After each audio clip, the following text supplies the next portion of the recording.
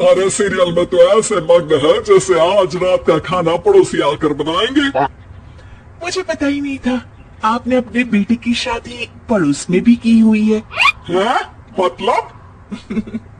मतलब इस घर में सारा काम बहू ही करती है, आप तो सिर्फ खर्राटे मारती हैं। अच्छा जी, फिलहाल तो तुम आराम फरमा रही हो, चलो जाओ, ये मेरे टीवी देखने का समय है। हाँ, इसीलिए मुझे भगाया जा रहा है। सॉरी, अब तो बिल्कुल नहीं जाऊंगी। प्राची की इस बात पर दोनों सास बहू के बीच टीवी रिमोट के पीछे बच्चों जैसी छीना झपटी शुरू हो जाती है, जिसके बीच श्लोक भी काम से घर वापस आ जाता है। आज मेरी चूहे बिल्ली की जोड़ी किस बात पर झगड़ रही है? अरे तेरी बीवी मुझे टीवी ही नहीं देखने दे रही। अरे तुम्हारी मम्मी मुझे खाना बनाने के लिए फोर्स कर रही है। अरे वाह, ऐसे बेतुके रीजन पर तो बच्चे भी झगड़ा नहीं करते। अरे मुझे कुछ मत बोल, सब इसने ही शुरू किया है। हाँ हाँ, जैसे आप तो बहुत दूध की धूली है ना। अरे बस, दोनों चुप। प्राची जाओ, खाने की तैयारी करो। और माँ तुम छोड़ो, तुम्हें क्या बोलूं, शांति से अपना सीरियल देखो, मुझे दोबारा लड़ने की आवाज सुनाई नहीं देनी चाहिए। ऐसा बोलकर श्लोक वहां से चला जाता है, जिसके पीछे पीछे प्राची भी कुछ न कुछ बड़बड़ाते हुए रसोई में चली जाती है। हाँ हाँ, सासू जी को तो कुछ बोलेंगे ही नहीं, बस मुझ पर ही हुक्म चलता है, खाना बनाओ, जैसे मैं इनके घर में खाना बनाने के लिए आई हूँ। इसी तरह शाम बीतती है और रात को श्लोक और प्राची की सास खाना खाकर सोने चले जाते हैं, लेकिन प्राची गुस्से में कुछ खाए बिना काम में ही लगी रहती है। इस घर में किसी को घंटा फिक्र नहीं पड़ता, मैं खाऊं या भूखी रहूं। प्राची कुछ देर के लिए रसोई से बाहर जाती है और जैसे ही वापस आती है तो वहां दूध का भरा ग्लास देखकर हैरान रह जाती है। फिक्र पूरी है, बस दिखाना नहीं है। प्राची दूध पीकर सोने चली जाती है और अगले सुबह एक बार फिर सास बहू का कार्टून नेटवर्क स्टार्ट हो जाता है। ये तुमने ही किया है। अरे अजीब जबरदस्ती है, मैं बोल रही हूँ मैंने कुछ नहीं किया। दोनों ने मिलकर पूरे घर को पागल खाना बनाया हुआ है। यहाँ कोई नॉर्मल इंसान तो रह ही नहीं सकता, इसीलिए अब पड़ोसी क्या रिश्तेदार भी घर आने से कतराते हैं। और सुन बेटे, तू भी चंगा, तेरी माँ भी चंगी, तेरी बीवी भी चंगी, रिश्तेदार।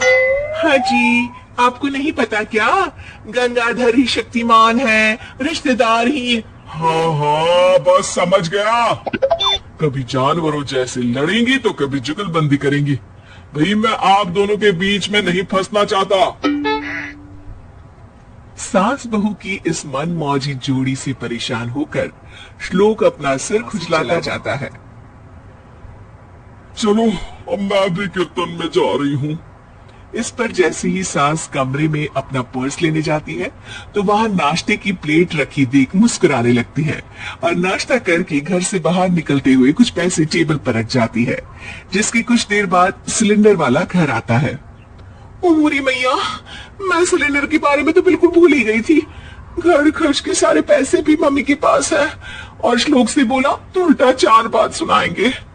प्राची ये सोच ही रही होती है कि अचानक उसका चेहरा चमक उठता है और वो घर में आकर इधर उधर देखने लगती है। तभी उसकी नजर टेबल पर रखे पैसों पर पड़ती है, जिन्हें वो सिलेंडर देती है। ये सब श्लोक देख लेता है। अच्छा बेटे, इतना बड़ा घोटाला, सबके सामने मैं तेरी दुश्मन और पीठ पीछे तेरी मेरी यारी। इस पर श्लोक एक प्लान बनाता है और शाम को सब एक साथ बैठे होने पर बोलने लगता है। माँ, तुम दोनों की बहुत लड़ाई होती है, इसलिए मैं सोच रहा हूँ कि प्राची को उसके घर छोड़ाऊं, इससे वो भी खुश रहेगी और तुम भी। अचानक श्लोक की ये बात सुनकर सास बहू शौक से उसकी तरफ देखती है। अरे ऐसे कैसे घर छोड़ाओगे, मुझे कहीं नहीं जाना।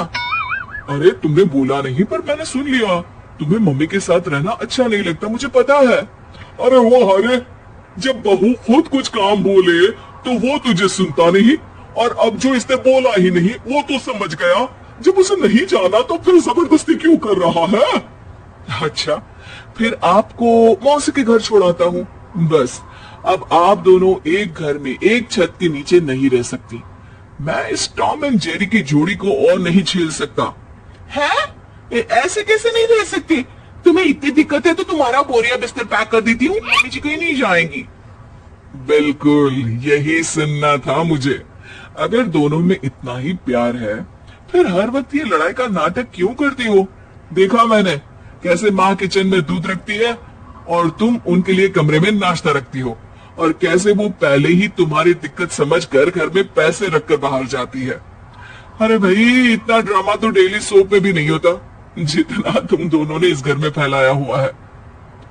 तू हमें टॉम एंड जेरी बोलता है ना, तो याद कर वो दोनों भी एक दूसरे को बाहर वालों की बुरी नजर से बचाने के लिए हमेशा सबके सामने लड़ते थे, लेकिन अकेले में दिक्कत के समय मदद भी तो करते थे।